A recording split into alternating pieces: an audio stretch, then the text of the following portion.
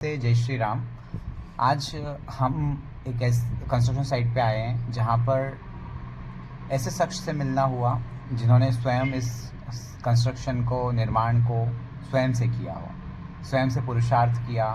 पुरुषार्थ करके जो आप मेरे पीछे दीवार देख रहे हैं, स्वयं से अपने हाथों से इसकी चिनाई करके मसाला बना के तैयार किया। और सबसे बड़ी बात है कि उन्होंने लाइन में कंस्ट्रक्शन साइट गुजरात अहमदाबाद के पास है, सानंद। आप उनसे ही आपकी मुलाकात कराते हैं, उनसे ही बातचीत करते हैं कि उन्हें क्या क्या डिफ़िकल्टीज़ आई, उन्होंने कैसे शुरुआत करी, कहाँ से इसकी शुरुआत हुई। नमस्ते दिनेश जी। नमस्ते। કેમ છો? મજામાં છું। અચ્છા, અમારા ગુજરાતી દર્શકો છે ઘણા બધા, હા। એ જાણવા માંગે છે कि તમારી લાઇનની શરૂઆત ક્યાંથી થઈ, आपने लाइन क्यों चूज़ किया इंस्टेड ऑफ सीमेंट? લાઈમ તો એક ઠંડુ હોય છે, હા। ગરમીમાં ઠંડુ રહે છે ને એનું આયુષ્ય વધારે હોય છે, આયુષ્ય વધારે આયુષ્ય હોય। વધારે હોય છે એનું। એટલે તમારે ડિસિઝન લેવામાં એ મેઇન સપોર્ટિવ પોઈન્ટ છે કે આની લાઈફ બહુ વધારે છે, 500 થી 6000 વર્ષના વચ્ચે હોય। આપણે જ્યારે જોતા હોય સિમેન્ટના ઘર હોય એ 50 થી 60 વર્ષમાં પૂરો થઈ જાય આની લાઈફ। હા બરોબર। અને હેલ્થની વાત કરીએ તો આ ઠંડીમાં ગરમ, ગરમીમાં ઠંડુ રહે। હા, એ બધી તમારે ક્યાંથી જ્ઞાન મળ્યું આ બધું? યુટ્યુબ ઉપરથી આ જ્ઞાન મળ્યું મને, લાઈન મળ્યો।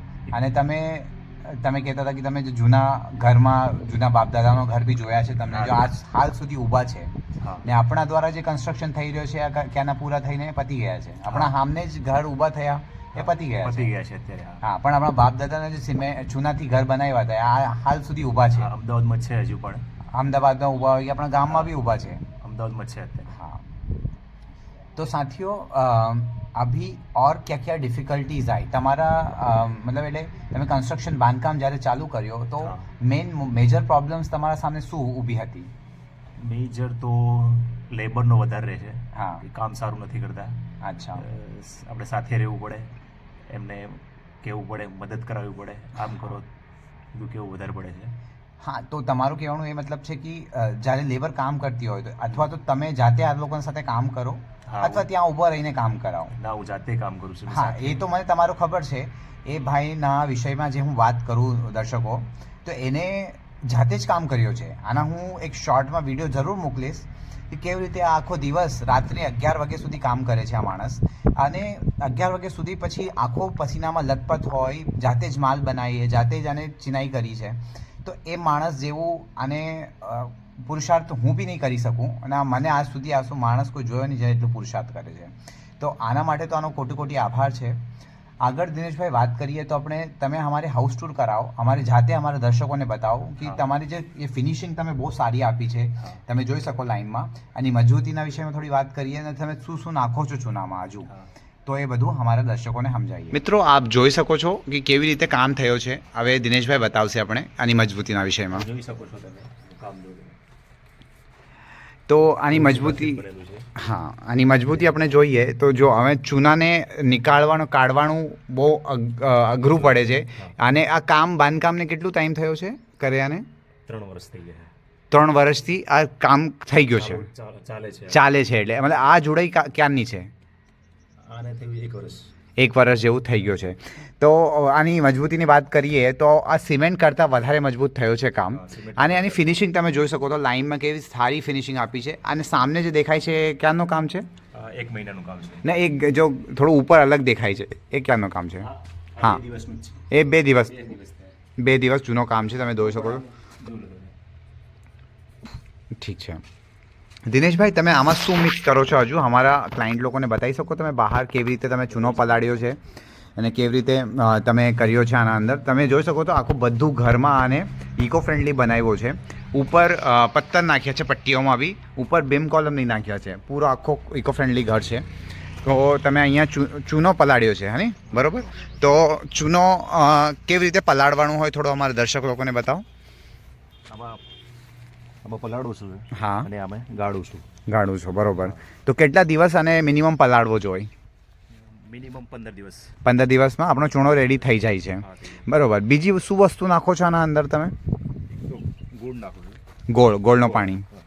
ગોળનું પાણી, અને બીજું બીલીપત્રનું ફળ, ફળના અંદરનો ગુદો, હા, તો એ જોઈ શકો મિત્રો અહીંયા આને ફર્મેન્ટ કરીને એ નાખ્યો છે બેલીપત્ર જે આવે છે, બેલપત્ર, આનો પાવડર એને પાવડર નાખ્યો છે. ગોળનો પાણી નાખ્યો છે આના અંદર. એ ગોળનો પાણી ફર્મેન્ટ કરીને આના અંદર નાખ્યો છે. અને ચૂનો છે. રેતી કઈ વાપરી છે તમે આના અંદર? નેચરલ નદીની રેતી છે. તો મિત્રો આ રેતી આને વાપરી છે ભાઈને. અને આ રેતી જે તમે બાલુ કહેતા હોય, બાલુ રેતી આ વાપરી છે. અને થોડી અલગ છે, આ નેચરલ છે. આમાં મોટા દાણા બી છે, ઝીણા દાણા બી છે. તો આ રેતી તમારે વાપરવાનો હોય, ક્રશર નહીં વાપરવાનો ચૂનાના સાથે. અને હવે આગળ શું કામ રહેશે આનો, પ્લાસ્ટરનો ને આ બધું? પ્લાસ્ટરનું ચોમાસામાં રહેશે. ચોમાસામાં રહેશે. ઉનાળામાં ફ્લોરિંગમાં શું કરશો તમે? ફ્લોરિંગમાં ચૂનાનું જ તે. ચૂનાની ફ્લોરિંગ આવશે. તો એ આખો ઇકો ફ્રેન્ડલી ઘર રહેશે, 100% ઇકો ફ્રેન્ડલી. આ ધાબા ઉપર તમે કંઈ પત્તર વત્તર લઈને મૂક્યા છે, આ બી આપણા દર્શકોને બતાવી દઈએ આપણે. હા, ફરસી લાવ્યા હતા. એ ક્યાંથી લાવ્યા? એમપીથી મંગાવી છે. જોઈ શકો તમે સેન્ડસ્ટોન મંગાવ્યા છે ભાઈને. કડી સિલ્લીની છત બનાવવાના છે ભાઈ. તો એ 3x2 લઈને મૂક્યા છે ભાઈને.